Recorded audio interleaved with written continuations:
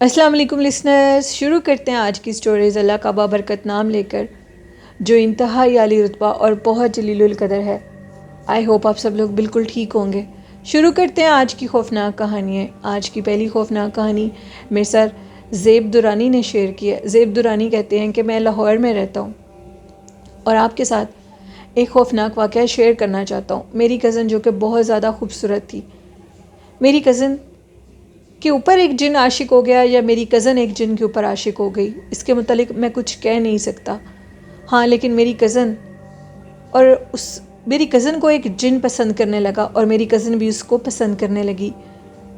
میری کزن یہ جان چکی تھی کہ وہ ایک جن ہے، وہ ایک جن زادہ ہے اور وہ ایک جن زادہ سے محبت کر رہی ہے۔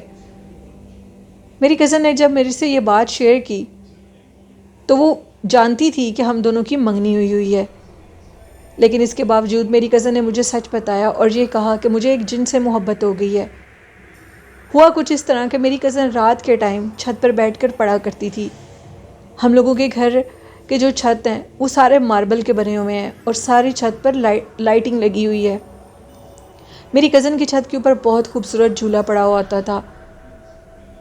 آج بھی وہ رات مجھے یاد ہے۔ وہ ایک خوفناک رات تھی، بارش بہت تیز ہو رہی تھی۔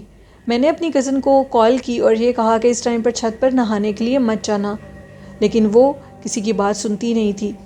گرمیوں کے دن تھے اور جیسی بارش ہوتی تھی میری کزن بارش کو دیکھ کر پاگل ہو جاتی تھی۔ وہ اس بارش میں اوپر نہانے کے لیے چلی گئی اور اس دن کے بعد میری کزن میری منگیتر نہ رہی، وہ کسی اور کی امانت بن گئی۔ اس کو ایک جن سے محبت ہو گئی اور اس قدر شدید محبت ہوئی کہ اس نے اس جن سے شادی کر لی۔ درمیان کی سٹوری بہت عجیب و غریب ہے، شاید کوئی اس پر یقین نہ کرے۔ بارش کی اس برستی رات کو میری کزن جب چھت پر گئی تو اس کی کیفیت کچھ اور تھی اور وہ بہت زیادہ خاموش رہنے لگی۔ سارے جب اس سے اس کی خاموشی کی وجہ پوچھتے تھے تو وہ کسی کو کچھ نہیں بتاتی تھی اور اس کے بعد اپنی بکس اٹھاتی تھی اور ساری رات چھت پر بیٹھ کے پڑھتی رہتی تھی۔ اس کی امی اس کو بہت منع کرتی تھی کہ ایسے مت کیا کرو۔ میں ہمیشہ کہتا تھا پھپھو اس کو روکیں چھت پہ جانے سے، مشی کچھ بدلی ہوئی لگتی ہے، لیکن وہ کسی کی بات ماننے کو تیار ہی نہیں تھی۔ اس کی سر کے اوپر تو جنون سوار تھا۔ سارے کہتے تھے کہ شاید وہ پڑھنا چاہتی ہے، اس کو ڈسٹرب مت کرو۔ میں اس کو بار بار کالز کرتا تھا لیکن وہ میری کالز کو کٹ کر دیتی تھی۔ اب میں بہت حیران تھا کہ جب بھی وہ پڑھائی پڑھنے کے لیے اوپر چھت پر جاتی ہے تو وہ مجھ سے ضرور بات کرتی ہے، لیکن اب ایسا کیا ہو گیا ہے کہ وہ مجھ سے بات کرنا بھی گوارا نہیں کر رہی۔ ذہن میں ہزاروں سوال جنم لیتے تھے۔ اس پر شک نہیں کر سکتا تھا کیونکہ وہ چھٹیوں کے دن تھے۔ وہ کالج تو جاتی نہیں تھی، نہ ہی گھر سے باہر نکلتی تھی۔ پھر یہ کہتا تھا کہ شاید کسی کے ساتھ انٹرنیٹ پر اس کی دوستی ہوگی ہو، لیکن بیچ کی کہانی تو میں جانتا ہی نہیں تھا۔ ہم لوگوں کے گھر بالکل ساتھ ساتھ تھے۔ میں نے آج تک ایسی حرکت نہیں کی تھی کہ میں ان کی چھت پر پھلانگ کے جاؤں۔ ایک دن مشی چھت پر بیٹھی پڑھ رہی تھی۔ رات 1 بجے کا ٹائم تھا۔ جھولا تیزی سے جھول رہی تھی۔ جھولا اتنی تیزی سے ہل رہا تھا کہ میں حیران ہو گیا، لیکن مشی ٹس سے مس نہیں ہو رہی تھی اور خاموشی سے ایک طرف دیکھ رہی تھی۔ میں اس کو اتنی آوازیں دے رہا تھا، وہ بالکل میری بات نہیں سن رہی تھی اور وہ میری کسی بات کا جواب دینے کو تیار نہیں تھی۔ میں اس کے سامنے آ کے کھڑا ہو گیا تھا، لیکن اس کی آنکھیں بالکل ایک سمت دیکھ رہی تھیں اور اچانک سے وہ ایک خون خوار ڈائن کی طرح بولی، دفع ہو جاؤ ادھر سے، میرے راستے میں مت آؤ ورنہ ہلاک ہو جاؤ گے۔ جب میں نے اس کا خون خوار لہجہ دیکھا، اس کی آنکھیں پھٹی ہوئی دیکھی تو میں سمجھ چکا تھا معاملہ کچھ اور ہے۔ میں وہاں سے چلا گیا اور فوراً پھپھو کو کال کی۔ پھپھو کو کہا کہ مشی کو جا کر دیکھیں، اس کی حالت بہت خراب ہے۔ جیسے ہی پھپھو اوپر آئیں تو مشی بے ہوشی کی حالت میں تھی۔ اس کی آنکھوں سے موٹے موٹے آنسو آ رہے تھے۔ اس قدر اس کی حالت خراب تھی، اس کا جسم کسی انگارے کی طرح تپ رہا تھا۔ مشی کو اٹھا کر نیچے لایا گیا۔ وہ بالکل بے ہوش تھی، اپنے ہوش و حواس میں نہیں تھی، ہاتھ پاؤں ٹیڑھے ہو چکے تھے۔ صبح کسی مولوی صاحب کے پاس اس کو لے جایا گیا۔ مولوی صاحب نے کہا کہ سمجھ سے معاملہ باہر ہے، لگتا ہے کسی چیز کا سیب چبڑ گیا ہے تمہاری بیٹی کو۔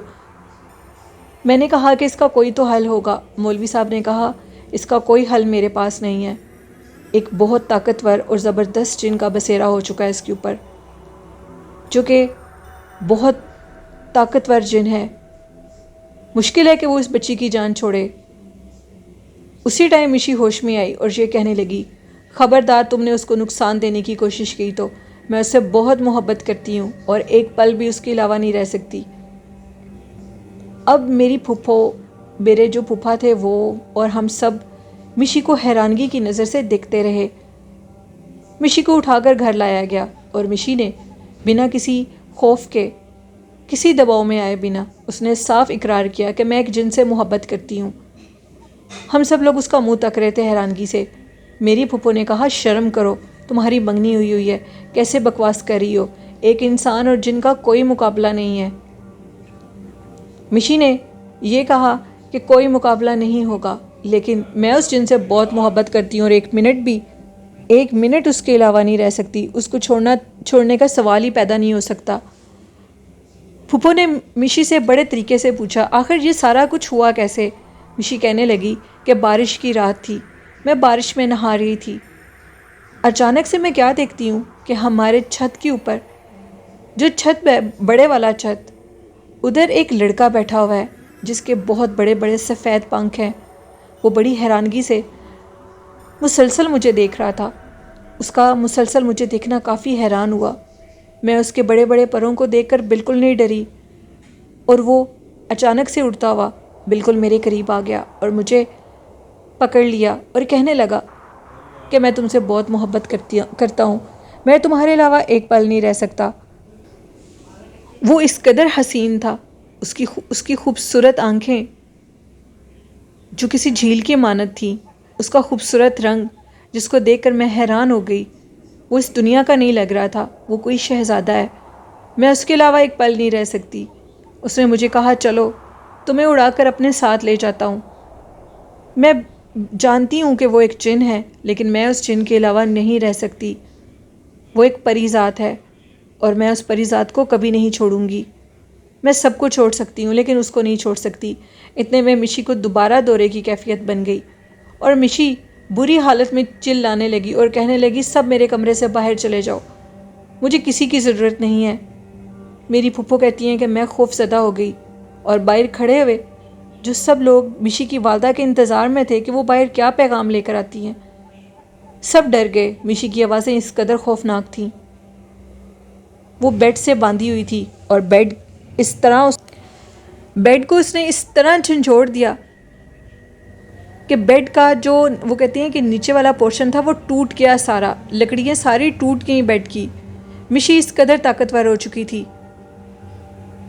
میری پھپھو نے کہا کہ بہت مشکل ہے کہ مشی اس کو چھوڑے، کیونکہ مشی اس کے جادو یا اس کے خوف میں نہیں ہے، مشی اس سے خود محبت کرتی ہے۔ میری کزن جو کہ میری منگیتر تھی، بڑے ٹوٹے ہوئے دل سے مجھے اس منگنی کو توڑنا پڑا اور مجھے یہ اقرار کرنا پڑا کہ میں مشی سے شادی نہیں کروں گا، حالانکہ میں مشی کو بہت محبت کرتا تھا اور کرتا ہوں۔ مشی نے جب یہ سارا کچھ کیا اور یہ اپنے منہ سے اقرار کیا کہ میں ایک جن سے محبت کرتی ہوں، میرے گھر والوں نے میری شادی کہیں اور کر دی۔ سہیل کہتے ہیں کہ اس کے بعد میں اپنے شہر کو چھوڑ کر انگلینڈ میں شفٹ ہو گیا، میں ایک سیکنڈ بھی ادھر نہیں رہ سکتا تھا۔ آج بھی مشی اسی جن کے ساتھ ہے اور وہ اس چیز کا اقرار کرتی ہے کہ وہ اس سے محبت کرتی ہے اور اس کے علاوہ کسی سے شادی نہیں کر سکتی۔ میری پھپھو کا ماننا ہے کہ میں اپنی بیٹی کو تکلیف نہیں دے سکتی، کیونکہ جب ہم مشی کے اوپر کسی قسم کا بھی کوئی جادو کرنے والا یا کوئی عامل لے کر آتے تھے تو اس کی حالت بہت غیر ہو جاتی تھی۔ ایک دفعہ تو انتہا ہو گئی تھی، مشی نے چھت سے چھلانگ لگا دی تھی۔ اتنی اونچی چھت سے چھلانگ لگانے کے باوجود مشی کو ذرا برابر بھی چوٹ نہ آئی، نہ اس کی ٹانگوں کو کچھ ہوا، نہ اس کے بازوؤں کو، نہ اس کے دماغ کو، وہ بالکل ٹھیک تھی۔ اس کے گھر والے یہ سارا کچھ دیکھ کر حیران ہو گئے اور اس کے بعد اس فیصلے پر پہنچے کہ آئندہ ہم مشی کے ساتھ کسی قسم کی کوئی زبردستی نہیں کریں گے۔ میری منگیتر آج بھی اسی جن کے ساتھ ہے۔ میری پھپھو کے مطابق وہ مشی کی اس جن کے ساتھ شادی یا تو کر دیں گی یا اس نے شادی کی ہوئی ہے، لیکن وہ جن زیادہ کسی کے سامنے نہیں آتا۔ مشی کے کمرے سے آج بھی رات کے ٹائم باتیں کرنے کی آوازیں آتی ہیں۔